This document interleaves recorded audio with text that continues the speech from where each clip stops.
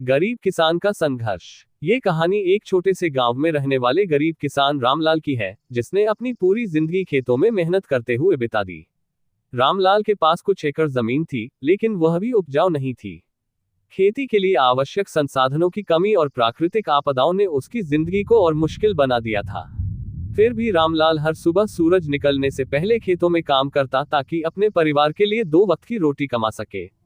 रामलाल के परिवार में उसकी पत्नी, एक बेटा और एक बेटी थी। उसका बेटा अभी छोटा था और स्कूल जाता था, जबकि उसकी बेटी को पढ़ाई छोड़कर घर के कामों में मदद करनी पड़ी।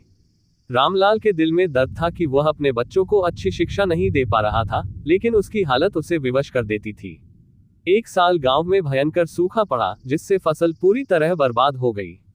किसान कर्ज में डूबने लगे। रामलाल ने भी साहूकार से कुछ पैसा उधार लिया था, लेकिन अब फसल बर्बाद हो चुकी थी और उसे कर्ज चुकाने का कोई रास्ता नहीं सूझ रहा था। साहूकार का दबाव बढ़ता जा रहा था और रामलाल रातों को चैन से सो भी नहीं पाता था। फिर एक दिन रामलाल ने सोचा कि वह हार नहीं मानेगा। उसने अपने खेत में नए तरीकों से खेती करने की ठानी। वह पास के शहर गया और वहां से आधुनिक खेती की जानकारी इकट्ठा की। उसने अपने खेत में मेहनत की और नए तरीके से खेती की शुरुआत की। धीरे धीरे उसकी मेहनत रंग लाने लगी। खेतों में फसलें उगने लगी और उसकी स्थिति में सुधार होने लगा। रामलाल की कहानी संघर्ष, हिम्मत और हार ना मानने की प्रेरणा देती है।